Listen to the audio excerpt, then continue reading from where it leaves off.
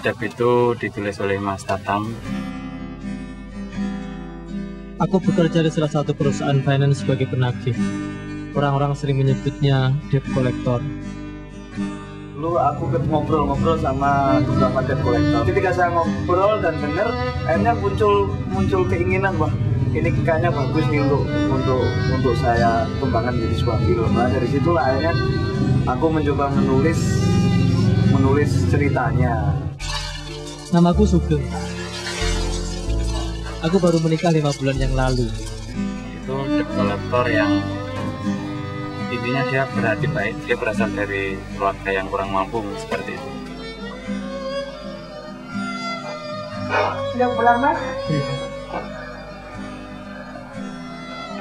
Kalau saya rasa tokoh Sugeng ini orang yang sangat luar biasa ya. Di saat dia sendiri berada dalam kesulitan, dia masih berpikir tentang orang lain, dia masih berpikir tentang persoalan orang lain. Besok, Mas? Iya, besok. Saya benar-benar tidak punya uang untuk membayar cicilan televisinya. Hilangkan menjauh amat dari Gue biar pengobatan anak sekarang di rumah sakit. walau kadang harus sejenak menangis. Cut, sekali lagi, Mas. Oke, sekali lagi, coy.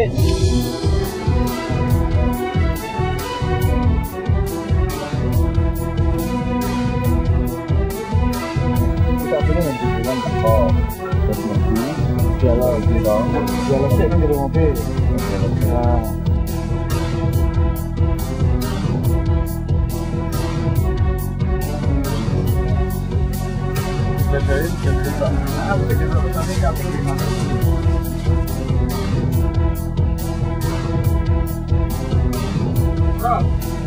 Dua setuju teks 1. Waktu Naki setelah kerja setelah beberapa bulan dia ketemu sama 3 orang yang namanya Narko, Bu Jamila, dan Pak Darmo. Nah, 3 orang ini sebenarnya tidak punya masalah pribadi di keluarganya masing-masing.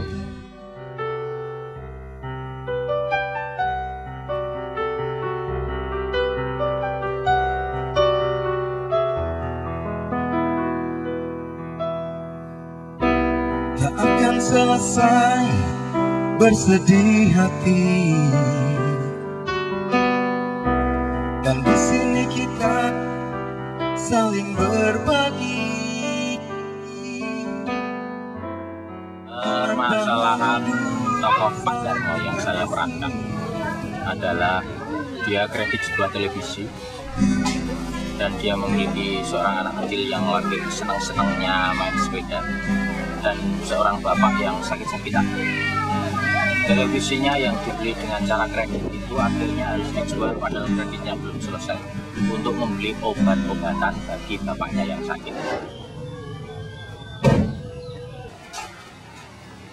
Apa saya? Ambil saja yang bisa diambil.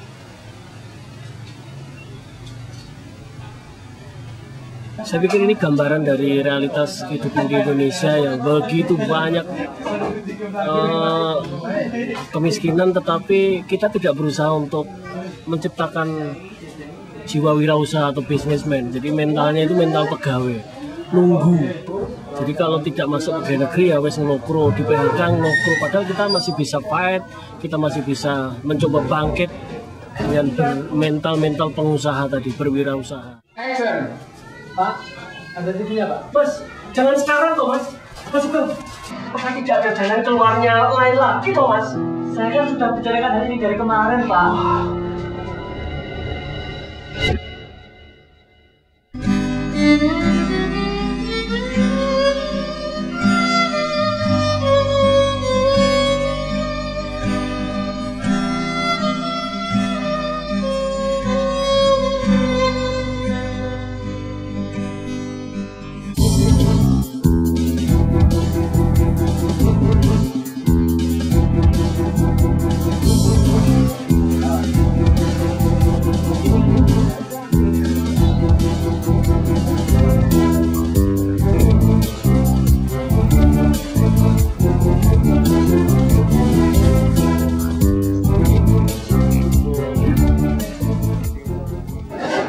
besok belum bayar, terpaksa lemari es milik ibu untuk sementara saya bawa dulu.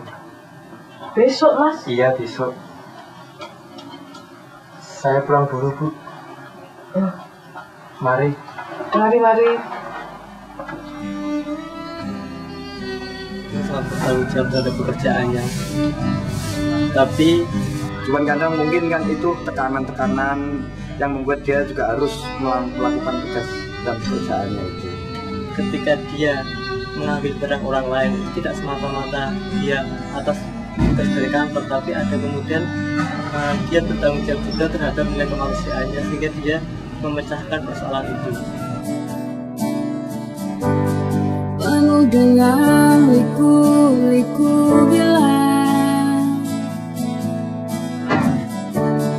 namun kita tetap harus bagaimana?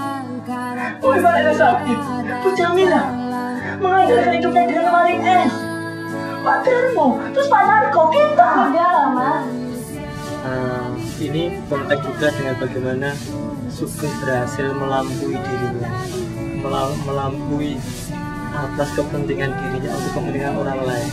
Itu sebetulnya yang menjadi esensi kepahlawanan, dan Sugeng memiliki itu.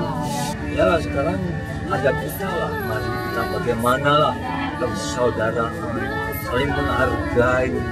Kita itu hidup harus mau saling membantu, intinya di situ.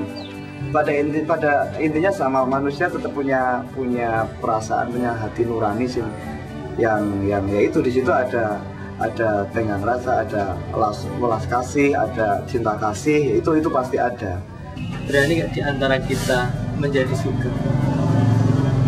Ada nggak di antara kita yang berani untuk menjadi Sugeng? Di saat kita memiliki persoalan sendiri, tapi kita masih mau untuk memikirkan orang lain, masih mau untuk berpikir terhadap persoalan orang lain, dan kita memecahkan persoalan itu. Berani nggak untuk menjadi Sugeng?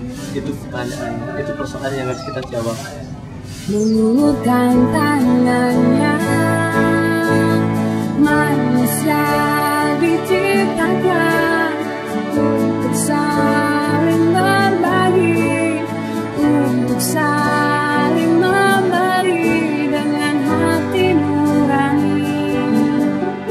Di dunia film indie sendiri, kita sebenarnya bisa berbagi gitu. Bagaimana sih menggerakkan film indie, bagaimana biar ini bisa terdistribusikan, kita tidak hanya produksi tapi bisa dinikmati, dan tentu saja Ini harapan saya sebetulnya sudah sejak tahun 70 ya.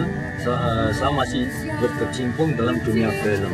Alah juga ayolah tidak kalah dengan pusat.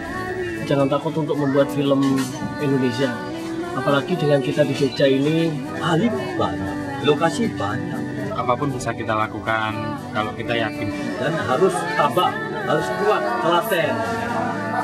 Jangan merasa ngerekoso, jangan. Itu. Oke.